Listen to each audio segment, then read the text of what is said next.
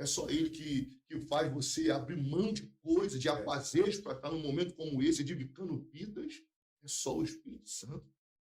Ao longo dos anos, pastor Alexandre, pastor Adeus, e essa é até uma pergunta que eu faço para o senhor também, como a gente falamos aqui, por muitos anos, o senhor tem pregado, né, no Brasil, fora, e no estado de Janeiro todo. E como eu disse no começo, e repito, eu vi inúmeras pregações ao longo dos anos, né, o senhor pregando em vigílias, milhares de pessoas, tal, em eventos, Sim. enfim. E durante um tempo, pastor Alexandre, classificaram um pregador na igreja como pregador avivalista.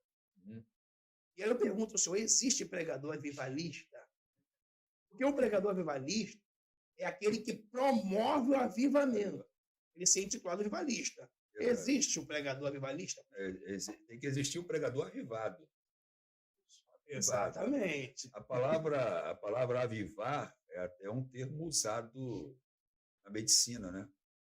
Porque a palavra avivar, ela indica uma parte do corpo necrosando, que precisa de uma raspagem e de um enxerto.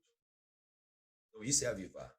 Os médicos, quando percebem uma parte do corpo necrosando e que aquela parte está morta, podre, então o que eles fazem? Eles raspam. Então, esse raspar é um instrumento. E é doloroso, né, isso aí, é um instrumento que é chamado de avivar. Eu estou avivando, tirando o que está morto. E tem que sangrar, né? É isso aí, tirando o que está morto e para colocar um enxerto. Então, ou seja, a palavra faz essa função. A palavra tira o que está necrosando, a palavra tira o que está apodrecendo. Então, não é o pregador que é avivalista. O que aviva é a palavra. O cara pode fazer movimento. Ele pode se empolgar. É o fulano do pandeiro. É por isso que hoje, o que acontece hoje? O que acontece hoje? Assim, eu vou dizer pela minha experiência na caminhada, eu acho que pelo tempo que eu venho caminhando, acho que eu tenho uma autoridadezinha, ainda que pequena, para dizer isso. O que está acontecendo hoje com muitos é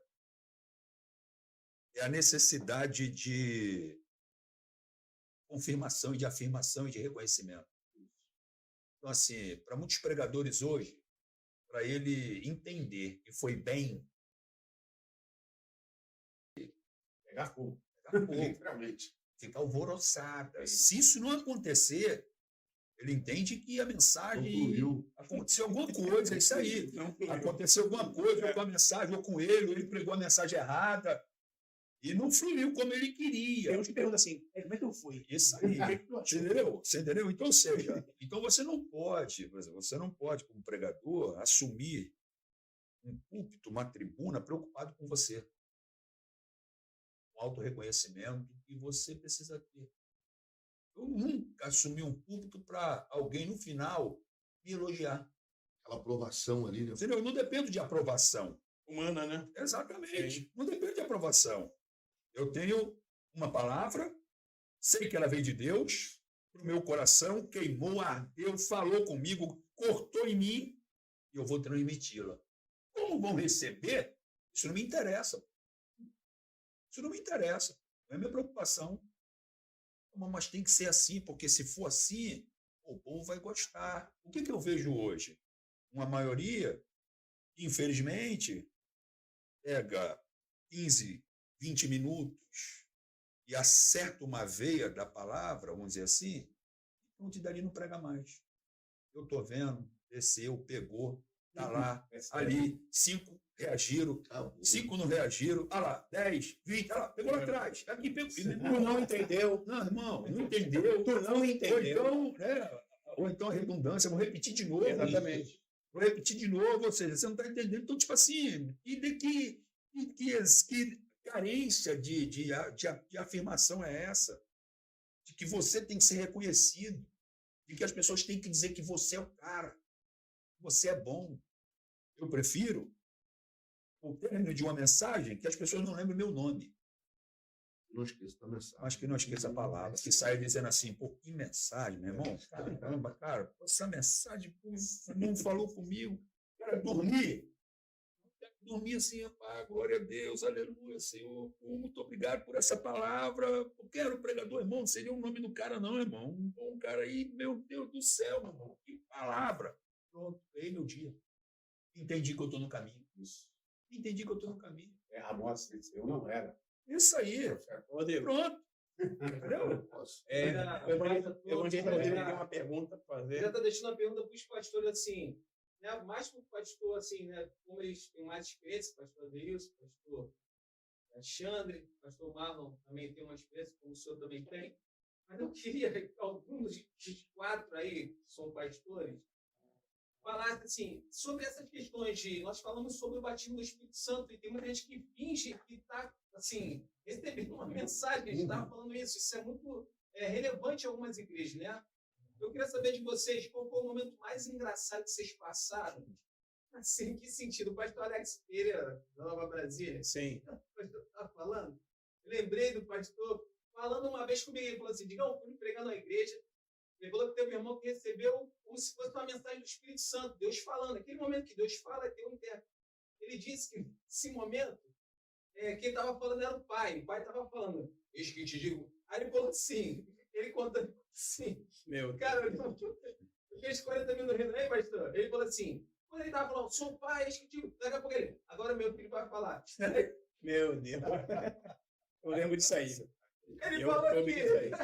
Ele falou que aí depois o cara trocou a voz, falou uma voz mais fina, como se fosse do filho. Vocês já passaram por algum momento desse, pastores? Dentro da igreja, um momento constrangedor que você falou, pô, esse cara não fez isso não, cara. Já teve um momento assim que vocês presenciaram e falaram, esse cara não fez isso não. Certamente. Vou começar pelo pastor Marlon, depois pastor Adeilson. Acontece muito. Em festividade, por exemplo, alguém recebe oportunidade, toma o culto todo. Se excede, vai embora. Ou quer ver o que acontece muito, é muito perigoso, às vezes acontece por falta de maturidade, de conhecimento da palavra. Às vezes acontece algum problema na igreja, alguém está sabendo do problema que aconteceu e se passa como se fosse estivesse sendo usado por Deus para poder tocar naquele problema ali. É isso aí. Por falta de maturidade. Isso acontece muito, essa situação assim, por falta de conhecimento e acontece demais. Pastor Adeilson, Bom, depois pastor Alexandre.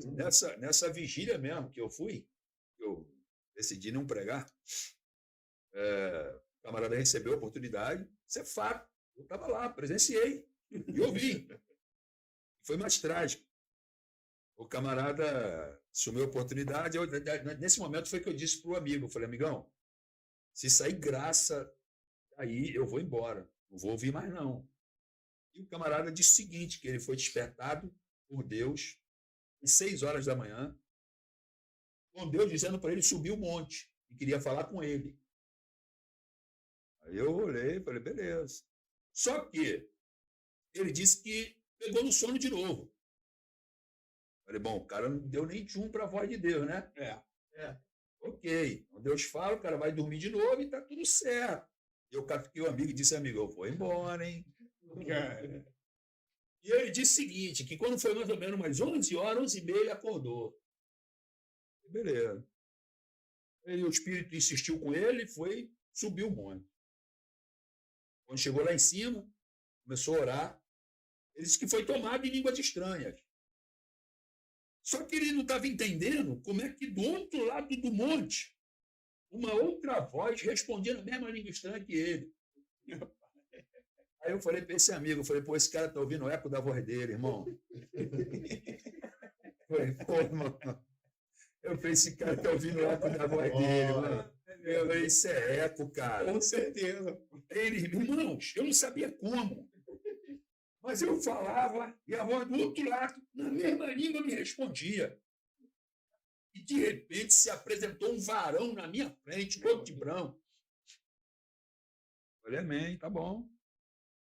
E esse varão me entregou a mensagem, eu recebi aquela mensagem, e quando ele terminou, ele perguntou para mim, meu servo, que horas tem no teu relógio? E eu disse para ele, são 15 para as 3 da tarde. E aquele ser me disse, eis que é chegada a minha hora e eu vou para o meu pai. Eu disse, eu vou para casa, irmão. Eu não aguento mais isso, não. Como é que o anjo vai perguntar a hora que tem no relógio para subir, meu irmão? A hora do relógio. Essa piada, rapaz. Então, só essas bizarrices, né? Gospel que a gente vê, pentecostais que a gente presenciou. Ou seja, não foi ninguém que me contou, não.